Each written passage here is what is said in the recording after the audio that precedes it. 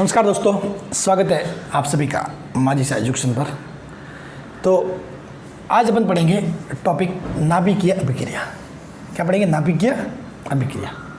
नाभिकीय अभिक्रिया कितने प्रकार की होती है? एक तो नाभिकीय विखंडन होता है, एक नाभिकीय संलयन होता है। विखंडन यानी कि टूटना, संलयन यानी कि जोड़ना। तो इनके बारे में अपन पढ़ेंगे। फॉर एग्जाम्पल, ये मैंने एक चीज़ दी है, ये एक नाभिकीय अभिक्रिया है, ठीक है। ये नाभिकीय अभिक्रिया है पूरा, समझ गए? नाभिकीय अभिक्रिया कोई डेफिनेशन नहीं है, मतलब डेफिनेशन को ऐसा कोई चीज़ दी, हाँ उसको नाभिकीय अभिक्रिया कहते हैं। ये क्या है जो मैंने लिखा है वही क्या है? नाभिकीय अभिक्रिया। मतलब क्या होगा इसमें? ये क्या है? ये जो मेन नाभिक, इसको बोलते हैं लक्ष्य नाभिक। लक्ष्य नाभिक, ठीक है। ये जो मेन है, ये जो बनता है, इसको बोलते हैं लक्ष्य नाभिक।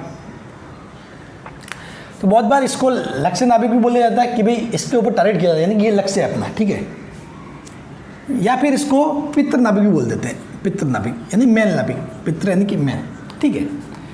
ये क्या है? 2H हीलियम यानी कि अल्फा कण। ये क्या? अल्फा कण। तो क्या किया अपन ने?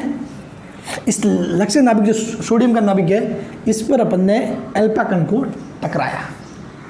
इनकी दोनों की क्या करवाई? टक्कर करवाई, यानी कि इस पर हमने अल्फा कण फेंका, कुछ भी मतलब, ठीक है। जो मैकेनिज्म होता है उससे अपने अल्फा कणों की इस पर बौछार की, ठीक है। तो जैसे आप बौछार करोगे तो क्या होगा? ये बनेगा 9F18। ये बनता है इन बिटवीन अस्थायी नाभिक। क्या बनता है? अस्थायी नाभिक, ठीक है। और ये अस्थायी नाभिक किस में होता है? उत्तेजित अवस्था में।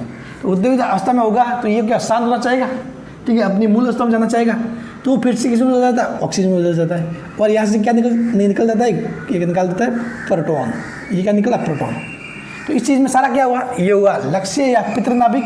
ये अल्फा कण मतलब आपतित कण, कि जो कण इस पर अपन ने आपतित किया, आपतित, ठीक है। ये बना अस्थायी नाभिक, इन बिटवीन।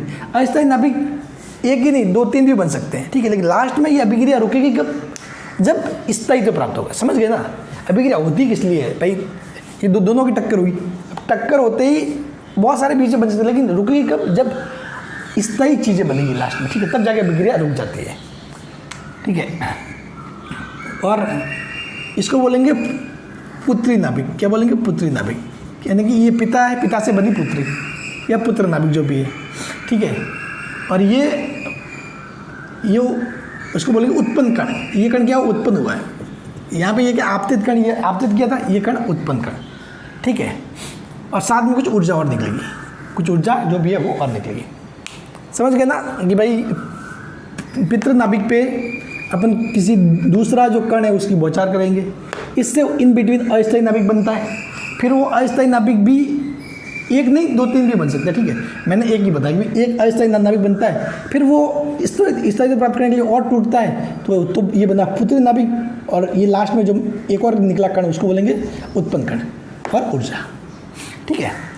अब मेन चीज़ यहाँ पर है, नाभिकीय अभिक्रिया में कुछ चीज़ें सुरक्षित रहती है। क्या रहती है? सुरक्षित। तो देखो, ये जो बता रहा हूँ ना, इसको ध्यान से समझ लेना। आपको ये अभिक्रिया रटने का काम नहीं है। एग्जाम में अभिक्रिया देंगे भी ना, कौन सी सही है या कौन सी अभिक्रिया हो सकती है, कौन सी नहीं हो सकती, ये सब चीज़ें इनसे हो जाएगी। ये सब चीज़ें इनसे हो जाएगी। देखो क्या, पहला है आवेश सुरक्षित रहता है। आवेश सुरक्षित रहता है। आवेश कहीं पर भी गायब नहीं। तो आवेश मतलब नीचे वाला ही हमारे, मतलब आवेश मतलब वही चीज़ है जो आवेश हम पहले पढ़े हैं। लेकिन इन अभिक्रिया वालों केस में आवेश का पता कैसे लगा लें कि सर कौन शो करेगा आवेश? तो अपने को पता है ये जो शो करती है आवेश, नंबर ऑफ जो प्रोटॉन की संख्या है उसको बोलते हैं आवेश, नंबर ऑफ प्रोटॉन्स। अब देखो, तो आवेश सुरक्षित रहता है, यानी कि यहाँ देखोगे 7 और 2 9, 7 और 2 9, तो यहाँ भी ये देखो 9, 8 और 1 9। तो हमेशा हर जगह ये योग सेम रहेगा। यहाँ 7 और 2 9 है, तो ये भी देखो 9 और ये भी 8 और 1 9। समझ गए? तो ये आवेश सुरक्षित रहता है। इसको खोपड़ी में ध्यान रखना, बिठा लेना खोपड़ी में अच्छे से। दूसरा है द्रव्यमान संख्या न्यूक्लियन का संरक्षण। द्रव्यमान संख्या या न्यूक्लियन का संरक्षण। तो द्रव्यमान संख्या, ठीक है, या न्यूक्लियन क्या होते हैं? ये होते हैं भाई ZXA, तो यही तो होता है न्यूक्लियन। इसको लिखते हैं Z+N, ठीक है। इसको अपन द्रव्यमान संख्या भी बोलते हैं और न्यूट्रॉन प्लस प्रोटॉन न्यूक्लियन भी बोलते हैं। तो इनका भी संरक्षण रहता है, यानी कि यहाँ 14 है, यहाँ 4, ये हो गया 18, यहाँ देखो ये भी 18, 17 + 1 18, समझ गए। तो ये भी सेम रहेंगे। तो आपको एग्जाम में ऐसे क्वेश्चन आएंगे कि भाई ये अभिक्रिया हो सकती है नहीं हो सकती, यहाँ पे कौन सा कण बन सकता है। तो जो 4 ऑप्शन होंगे उनमें से एक कण रख के देखो कौन सा इस दोनों को सेटिस्फाई कर रहा है, यानी कि आवेश संरक्षण को भी सेटिस्फाई कर रहा है, नीचे वाले योग को भी और ऊपर वाले योग, यानी इनको भी सेटिस्फाई कर रहा है, समझ गए। अब वो बोलते हैं द्रव्यमान ऊर्जा संरक्षण, तो ऊर्जा बराबर रहेगी इसकी ऊर्जा, इसकी ऊर्जा, इसकी ऊर्जा और बराबर निकली हुई ऊर्जा, इन ऊर्जाओं का योग, इसकी ऊर्जा प्लस इन ऊर्जाओं का योग, ये बराबर रहेगा, समझ गए। ऊर्जा कहीं गायब नहीं होगी। तो मेन तो ये 3 चीज़ों पे आपके, ये 2 तो आप सिंपली देख के निकाल सकते हो, इसके लिए फिर आपको क्या फॉर्मूला वगैरह अप्लाई करके करना पड़ेगा। लेकिन जब कुछ ऐसा सवाल आएगा कि भाई सिंपली निकाल, तो वो भी सिंपली मतलब चाहिए रहेगा, और फॉर्मूला बेस पे होगा तो वो सिंगल भी ऐसे सवाल दिया होगा कि बताओ इसमें ऊर्जा कितनी निकली, या फिर यहाँ पे जो बना उसमें कितने न्यूट्रॉन हो सकते हैं वगैरह वो चीज़ें, ठीक है, क्यों उसकी कितनी ऊर्जा है तो आपको पता है, समेशन mc² करके आपको निकालना है, ठीक है। अब 4th रेखीय कोणीय संवेग संरक्षण, ठीक है, इसको याद रख लो। बाकी मेन ये 3 चीज़ें, आवेश संरक्षण, द्रव्यमान संख्या और द्रव्यमान ऊर्जा संरक्षण, समझ गए। अब देखो अभिक्रिया 2 प्रकार की होती है, नाभिकीय विखंडन और नाभिकीय चलन। अब इनको पढ़ते हैं, चलिए। अब देखो, अब पढ़ते हैं नाभिकीय विखंडन, ठीक है। नाभिकीय विखंडन मतलब किसी बाहरी नाभिक के 2 या 2 से अधिक हल्के नाभिक में टूटने की प्रक्रिया को नाभिकीय विखंडन कहते हैं। बाहरी नाभिक हल्के में टूटेगा वो होगा नाभिकीय विखंडन, ठीक है, सिंपल सी बात है। इस क्रिया में प्रति न्यूक्लियन बंधन ऊर्जा बढ़ेगी या तो नाभिक स्थायी होंगे, यानी कि देखो मैंने बताया कि भाई जब वो होता ही कभी है, नाभिकीय विखंडन या चलन होता ही क्यों है, क्योंकि उनको स्थायित्व प्राप्त करना होता है, ठीक है। तो फिर वो स्थायित्व प्राप्त हो, यानी कि प्रति न्यूक्लियन बंधन ऊर्जा बढ़ेगी। इस क्रिया में प्रति न्यूक्लियन बंधन ऊर्जा बढ़ेगी, और बंधन ऊर्जा बढ़ेगी तो जो नाभिक बनेंगे वो क्या होंगे, स्थायी होंगे। नाभिक क्या होंगे, स्थायी होंगे। अब देखो उसके उदाहरण है परमाणु भट्टी व परमाणु बम। परमाणु बम तो आप जानते हो, परमाणु भट्टी मतलब न्यूक्लियर पावर प्लांट, ठीक है, जिसमें परमाणु ऊर्जा जो बनती है ना वही है परमाणु भट्टी, न्यूक्लियर पावर प्लांट, ठीक है, जिससे क्या बनती है, परमाणु ऊर्जा। परमाणु ऊर्जा ये जीके का भी क्वेश्चन है, अपने राजस्थान में कहाँ पर परमाणु ऊर्जा बनती है, आप कमेंट में बता देना, ठीक है। अपने राजस्थान में भी एक जगह परमाणु ऊर्जा बनती है, ठीक है ना, हाँ। तो अब देखो परमाणु बम में यूरेनियम 235 का उपयोग होता है। अब देखो चीज़ ये है कि यूरेनियम मतलब इस जब भी नाभिकीय विखंडन की बात करें तो ये जो परमाणु भट्टी और परमाणु बम, ठीक है, मेनली मतलब ये चीज़ एक सामने आती है यूरेनियम 235। वैसे 2 चीज़ें होती है, एक तो होती है यूरेनियम 238, दूसरा होता है इसका समझता नहीं यूरेनियम 235, ठीक है। होता क्या है, यूरेनियम 238 मतलब अपनी पृथ्वी में ढूंढोगे जब आप, जैसे कि कहीं से भी जब आपने को मिलता कुछ नेचुरल सोर्सेस, तो यानी कि मतलब ये अपने को 99.3% मिलता है, समझ गए। जब आप यूरेनियम खोज के निकालते हो, ठीक है, तो उस यूरेनियम में यूरेनियम का ये वाला आइसोटॉप 99.3% होता है, लेकिन सबसे ज़्यादा ये मिलता है, लेकिन 0.7% ही ये मिलता है। कौन सा वाला, यूरेनियम 235। लेकिन इसको विखंडित करने के लिए क्या होता है, अपने को जो न्यूट्रॉन चाहिए ना उनकी स्पीड बहुत ज़्यादा चाहिए, तीव्रगामी न्यूट्रॉन चाहिए। इसको विखंडित करने के लिए ये मिलता तो ज़्यादा है, लेकिन इसको ईजिली विखंडित नहीं किया जा सकता, इसको विखंडित नहीं कर सकते, कारण क्योंकि इसके लिए तीव्रगामी न्यूट्रॉन की आवश्यकता होती है, ठीक है, लिख लेना। जबकि इसको ईजिली विखंडित कर सकते हैं, इसको मंदगामी यानी कि धीमी गति से जो बौछार किए गए न्यूट्रॉन उनसे भी ये विखंडित हो जाएगा, लेकिन ये मिलता कम है, समझ गए। ये मिलता ज़्यादा है तो ये इजीली विखंडित नहीं होता, ठीक है, और ये इजीली विखंडित होता है तो ये मिलता बहुत कम है। लेकिन खैर बहुत कम मिलता है तभी तो इसका उपयोग परमाणु बम में कम होता, नहीं तो हर कोई परमाणु बम बना लेता। यूरेनियम सभी के पास हो जाता है, यूरेनियम 235, ठीक है। तो ये यूरेनियम 235 ये काम में आता है किसमें, परमाणु बम में, ठीक है। क्यों काम में लेते हैं ये, चूँकि ये पृथ्वी में बहुत कम मात्रा में उपलब्ध है, फिर भी ये काम में लिया जाता है। क्यों, क्योंकि ये मंदगामी धीमी गति से चलने वाले धीमी गति से न्यूट्रॉन की भी बौछार करे तो भी ये विखंडित हो जाता है, जबकि इसके लिए न्यूट्रॉन की गति बहुत तेज चाहिए, बहुत तेज गति से बौछार करनी पड़ती है। इतना पॉसिबल नहीं है ना चीज़ें, ठीक है। तो इसलिए यूरेनियम 238 बहुत ज़्यादा मिलने के बावजूद भी इसका इतना यूज़ नहीं हो पाता। चलिए अब देखो ये अभिक्रिया है, नाभिकीय विखंडन अभिक्रिया। अब देखो 92 यूरेनियम 235 ये बना यूरेनियम, मैंने एक न्यूट्रॉन की बारिश की। किसकी बारिश की? न्यूट्रॉन, यानी कि यूरेनियम से न्यूट्रॉन टकराया, क्या बना? एक अस्थायी समस्थानिक बना। बीच में क्या बना? अस्थायी समस्थानिक। ये बना बेरियम, बेरियम के बाद क्रिप्टॉन बना, क्रिप्टॉन, और ये 3 न्यूट्रॉन, ठीक है। क्या बना? यूरेनियम से न्यूट्रॉन टकराएगा, न्यूट्रॉन टकराया, ठीक है। वो न्यूट्रॉन की टकराने की अभिक्रिया वो करवाते हैं। ये इसके लिए मंद गति से भी टकराया तो भी काम चल जाता है, ठीक है, तीव्र गति की जरूरत नहीं है। तो 92 यूरेनियम 236 बना, ये अस्थायी नाभिक बीच में बनता है वो, ठीक है। फिर ये बनेगा बेरियम, क्रिप्टॉन, और 3 न्यूट्रॉन बनेंगे। ये मुझे ध्यान रखना, इस अभिक्रिया में 3 न्यूट्रॉन निकलेंगे, और जरूरी नहीं कि बेरियम और क्रिप्टॉन ही बने, कोई कुछ और भी बन सकता है, लेकिन अभिक्रिया संतुलित रहेगी। कैसे? 235 वाला 1 236 देख लो, फिर 141 प्लस 92 प्लस 3 × 1, समझ गए? 3 है ना, अगर 1 होता तो मैं 1 ही लिखता, लेकिन 3 × 1 सभी का वो कर लो योग, क्या हो रहा है? 141 प्लस 92 और 3, देखो कितना आएगा? 236 आएगा। कितना आएगा? 236, यह जाएगा 236, ठीक है। नीचे देखो 92, ये 92 और 56 36, या तो 0 है वैसे भी, तो ये 92 देखो, तो नीचे वाला भी योग नियत रह रहा है। और इसके साथ में जो ऊर्जा निकली प्लस Q, इस अभिक्रिया के साथ में निकलेगी एक ऊर्जा, वो मैंने लिखना भूल गया, प्लस Q, ये ऊर्जा ही काम में ली जाती है। मेन बात ये है, ये जो परमाणु भट्टी में हो या फिर परमाणु बम में हो, ये जो साथ में ऊर्जा निकलती है ना, अतिरिक्त ऊर्जा, वही बहुत ज़्यादा ऊर्जा होती है, अपार ऊर्जा निकलती है, अपार ऊर्जा। ये जैसे परमाणु बम फेंके, वो भी वहाँ पे आसपास अपार ऊर्जा निकलती है, जिसकी लिमिट नहीं होती, सब कुछ तबाह हो जाता है, इतना टेम्परेचर हाई हो जाता है। और इसी टेम्परेचर का उपयोग हम बिजली बनाने के लिए भी करते हैं, ठीक है। तो ये हो गया नाभिकीय विखंडन, ठीक है।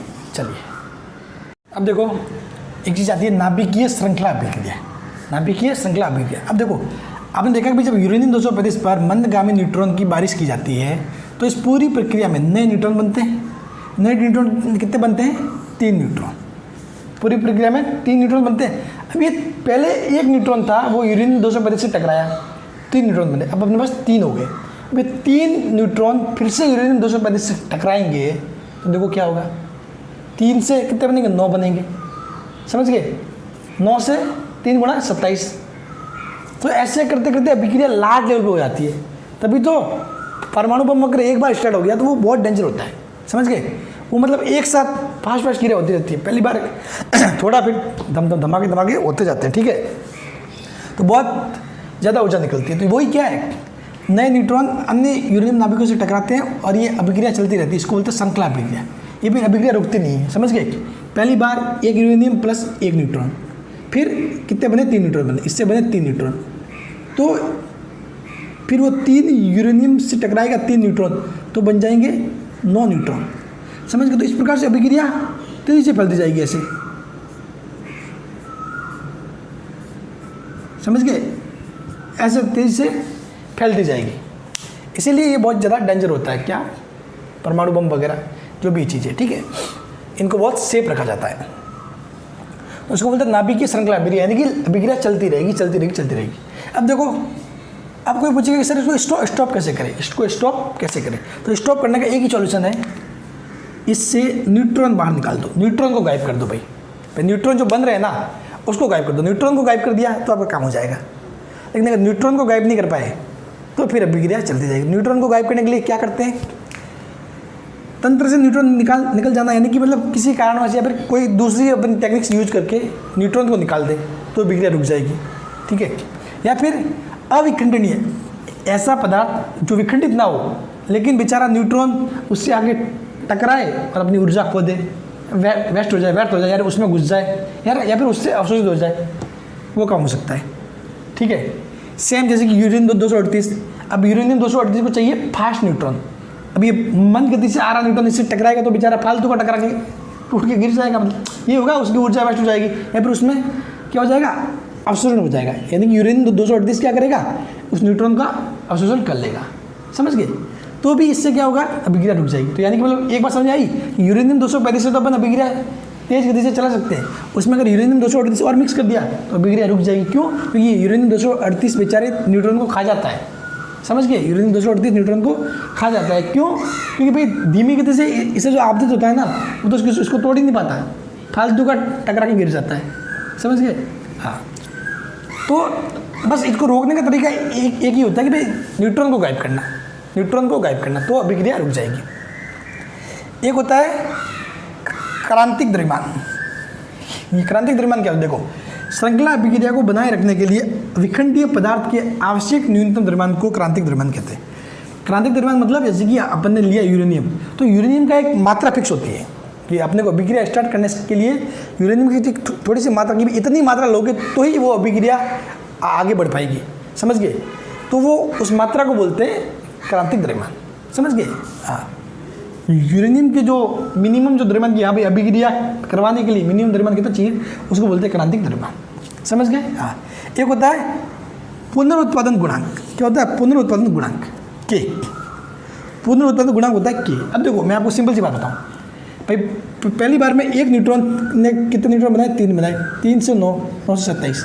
अभी क्या हो रहे हैं, न्यूट्रॉन बढ़ रहे हैं, 3 हुए, 9 हुए, 27 हुए, तो क्या हुआ भाई, न्यूट्रॉन बढ़ रहे हैं, बहुत ज़्यादा बन रहे हैं, तो अभिक्रिया आगे से आगे चलती जाएगी।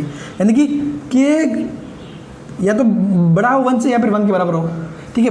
बड़ा हो 1 से मतलब 3 से 9 बने, 9 से 27, 27 से 3 गुणा वो बने, और अगर के बराबर 1 मतलब 3 बने तो 3 3 3 3 ऐसे चलता जाएगा, समझ गया। यानी कि मिनिमम मतलब न्यूट्रॉन मतलब अपने पास होना चाहिए।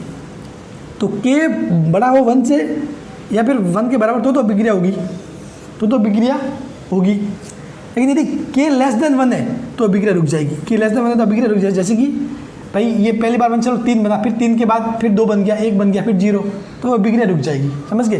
तो उस केस में के लेस देन 1 यानी कि अभिक्रिया रुक जाएगी। यानी कि जो न्यूट्रॉन है, जो अगली पीढ़ी के न्यूट्रॉन है, वो क्या होंगे, इस पिछली पीढ़ी से कम होंगे, समझ गए। और के बड़ा हो 1 से यानी कि जो अगली पीढ़ी के न्यूट्रॉन है, ये इस पीढ़ी से पिछली वाली पीढ़ी से ज़्यादा होंगे, तो अभिक्रिया चलती जाएगी, समझ गए। अब देखो, तो इसमें तो अभिक्रिया होगी नहीं, के लेस देन 1 तो अभिक्रिया रुक जाएगी, कुछ 2-1 स्टेप के बाद अभिक्रिया रुक जाएगी। अभिक्रिया कब होगी, या तो के बड़ा हो 1 से या फिर के इक्वल टू 1। तो के बड़ा हो 1 से तो मतलब इसको तो बोलेंगे अनियंत्रित अभिक्रिया। क्या बोलेंगे, क्योंकि हर 3 से 9, 9 से 27, 27 81 ऐसे होते जा रहे हैं, उसको रोक नहीं पा रहे अपन, उसको बोलेंगे अनियंत्रित अभिक्रिया। जो किसमें काम में लेंगे अपन, परमाणु बम में।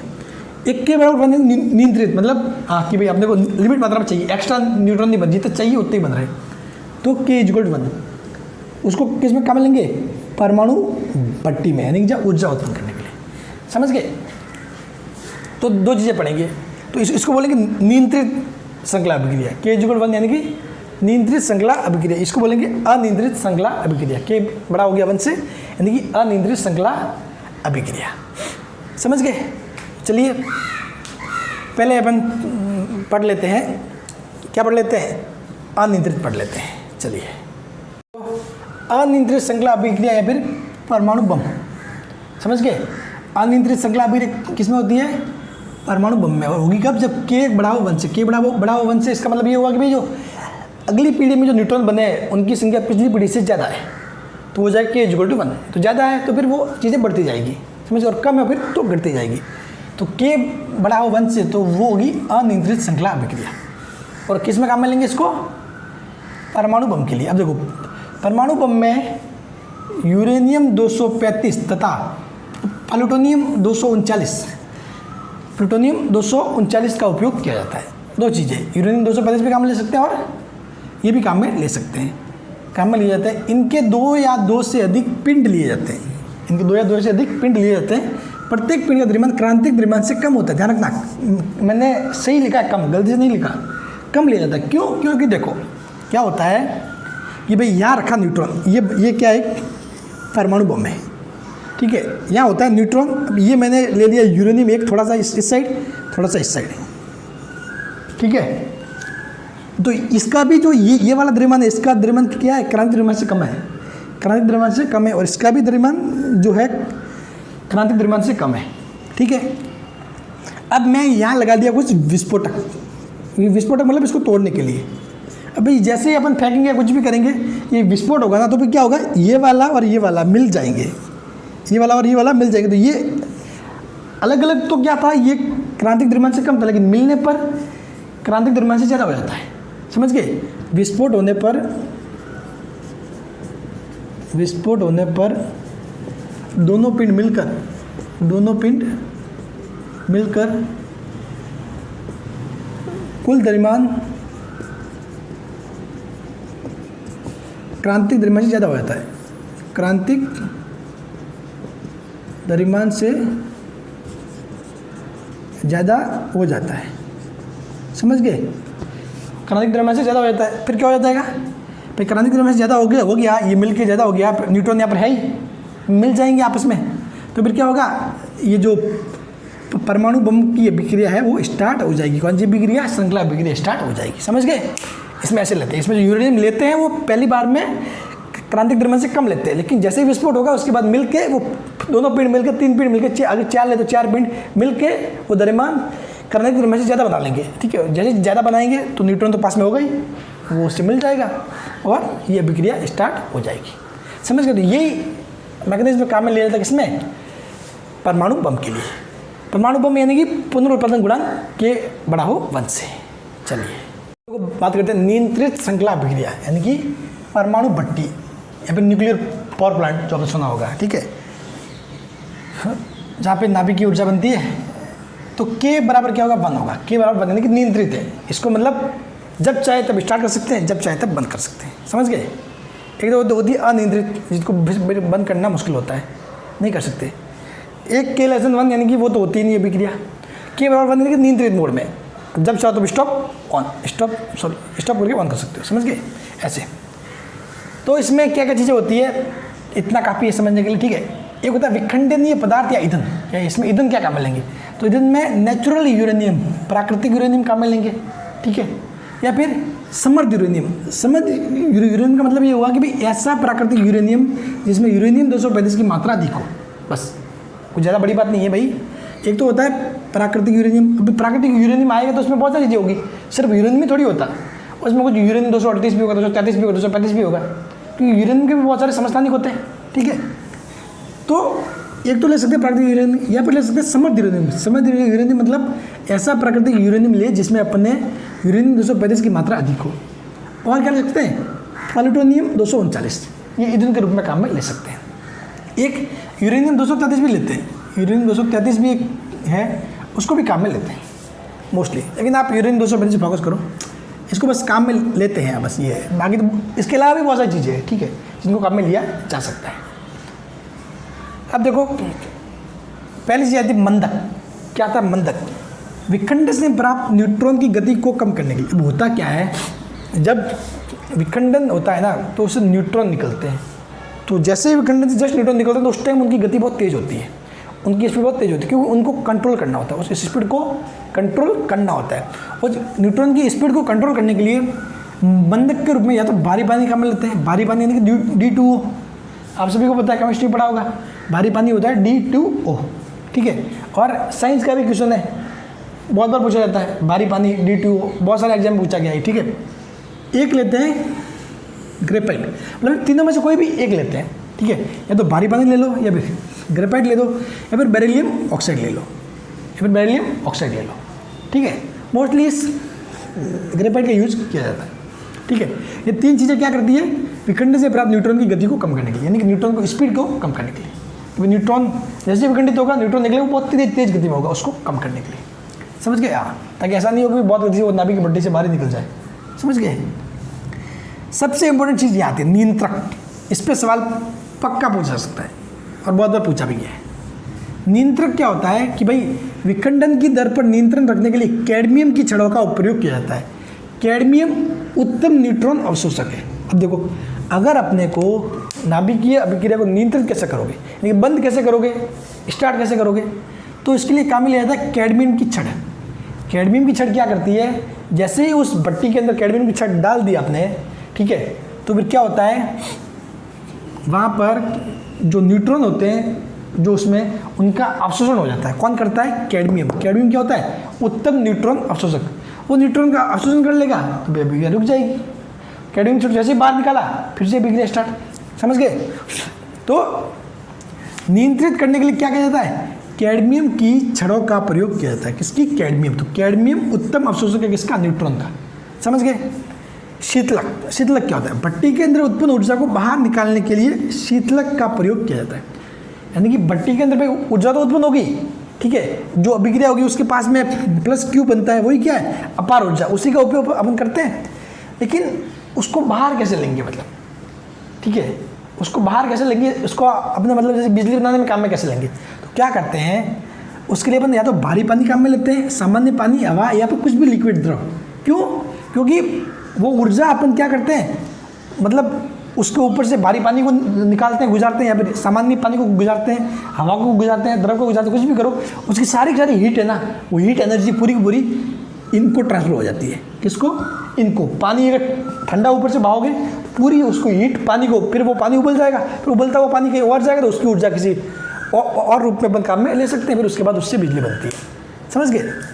तो ये चीज़ें होती है, मतलब अपन डायरेक्ट उस ऊर्जा को मतलब इकट्ठा नहीं कर सकते किसी माध्यम से। यानी कि जैसे कि अपन जैसे कि पानी को कर रहे हैं गर्म, तो पानी गर्म करने में क्या होता है? एक्चुअली पानी गर्म करते नीचे से वो ऊर्जा निकलती है, नीचे वो आग होती है, ऊपर पानी होता है। तो ये क्या, आग अपनी ऊर्जा किसको ट्रांसफर कर देता है? इसको, पानी को, पानी के रूप में, हीट के रूप में आ गई। तो बस फिर उस पानी को अपन अगर उपयोग में ले ले, ठीक है, तो वो क्या होगी? वो ऊर्जा का उपयोग हो गया ना, मतलब ठीक है।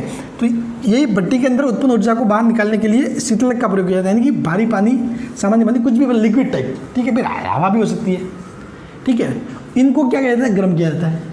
सारी सारी ऊर्जा इनको ट्रांसफर की जाती है और यहाँ से फिर आगे और चीज़ों में उपयोग करके बिजली बनाई जाती है, ठीक है। एक होता है परिरक्षक।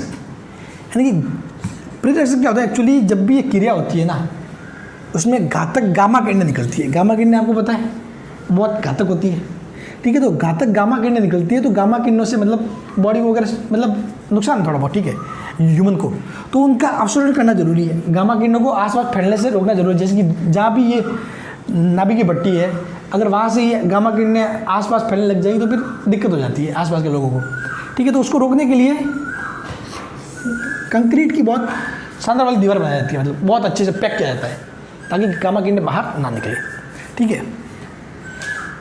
अब देखो एक चीज़ होता है, यूरेनियम को ऑक्सीकरण से बचाने के लिए यूरेनियम पर एल्यूमिनियम का लेप किया जाता है।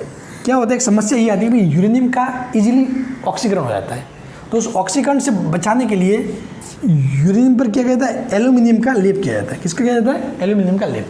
अब देखो इसकी कार्यप्रणाली कैसे होगी? कुछ नहीं, मैंने पहले बता दिया है। आप क्या करोगे, ऐसी भट्टी ऐसे होती है, ऐसे कुछ भट्टी वगैरह होती है, उसमें यूरेनियम की छड़ें होती है ऐसे, ठीक है। तो जब भट्टी को रोकना है, ठीक है, मतलब भट्टी को चलो स्टार्ट करना है, तो अपन यूरेनियम की छड़ यहाँ होती है, अपन पूरा घुसा देते हैं अंदर, छड़ घुस गई अंदर। उसके बाद न्यूट्रॉन तो पहले से एक दो न्यूट्रॉन अंदर रहते ही है, ठीक है, ऐसा नहीं कि पहले न्यूट्रॉन होगी नहीं, एक दो न्यूट्रॉन अंदर रहते ही है। तो वो क्या होंगे, फिर अभिक्रिया स्टार्ट हो जाएगी। तो क्या हो जाएगा? अभिक्रिया स्टार्ट हो जाती है। फिर यदि उसको नियंत्रित करना है, उसको स्टॉप करना, तो आप क्या करोगे? कैडमियम की छड़ डालोगे। कैडमियम की छड़ अंदर के न्यूट्रॉन का अवशोषण कर लेगी, अभिक्रिया रुक जाएगी। फिर से कैडमियम की छड़ बाहर निकाल लो, अभिक्रिया स्टार्ट हो जाएगी। तो ऐसे ही काम होता रहता है। मेन काम कौन करता है? रोकने का और स्टॉप का। ये भाई एक बार जब पहली बार जब अभिक्रिया स्टार्ट करोगे तब तो आप यूरेनियम की छड़ डालोगे अंदर, फिर उसके बाद आपको बंद करना है, चालू करना, तो उसके लिए आप कैडमियम की छड़ बाहर अंदर वो करते रहोगे। समझ गए? इस प्रकार से ये नियंत्रित श्रृंखला अभिक्रिया यानी परमाणु भट्टी हो जाएगी। चलिए, तो अब देखो, अब बात करते हैं नाभिकीय संलयन की। नाभिकीय संलयन की, वैसे नाभिकीय संलयन से मोस्टली क्वेश्चंस आते नहीं है, क्वेश्चन बनते हैं नाभिकीय विखंडन से, ठीक है, लेकिन संलयन में कोई बड़ी बात नहीं है। सिंपल जो फैक्ट है वो अपन समझ लेते हैं, कुछ भी पूछे तो आप उसका आंसर कर पाओ। संलयन में क्या होता है भाई, हल्के तत्व के नाभिकों को मिलाकर उनसे भारी तत्व का निर्माण किया जाता है। विखंडन में क्या करते थे? भारी को तोड़ के हल्के बनाते थे, ठीक है। संलयन में हल्कों को जोड़ के भारी बनाएंगे। तो इसमें क्या होगा, संलयन से प्राप्त नाभिकों का द्रव्यमान मूल नाभिकों से कम होता है। भाई यदि A प्लस बी को जोड़ के कुछ बनाया जाए C प्लस डी, तो इनका C प्लस डी का जो है मास द्रव्यमान वो इस A प्लस बी के द्रव्यमान से कम होगा। ठीक है, कम होके मतलब कहीं गायब नहीं होगा। ठीक है, उसका मतलब क्या होगा कि अतः द्रव्यमान की शक्ति ऊर्जा में बदल जाती है। जो द्रव्यमान कम होगा ना वो किससे बदल जाएगा? ऊर्जा में बदल जाएगा। अतः द्रव्यमान की शक्ति ऊर्जा में बदल जाती है। आपको पता है E = mc²। तो तथा संलयन से अपार ऊर्जा प्राप्त होती है। तो mc² यानी कि अपने को ऊर्जा मिलेगी।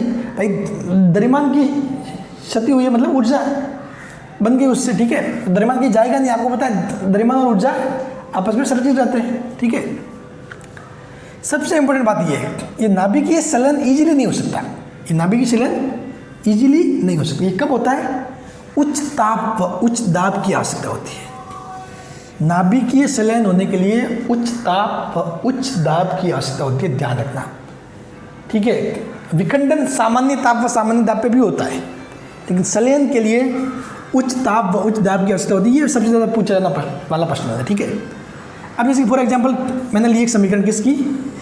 संलयन की। यहाँ देखोगे ये क्या है? 1H1 यानी कि प्रोटॉन। ये क्या होता है? 1H1 यानी कि प्रोटॉन। तो मैंने 4 जो है प्रोटॉन वो किस में टूट गए? एक तो हीलियम में टूट गया यानी कि अल्फा कण में टूट गया। फिर 2 + 1 B0 यानी ये क्या है? पॉजिट्रॉन। ये क्या है? पॉजिट्रॉन में टूट गया।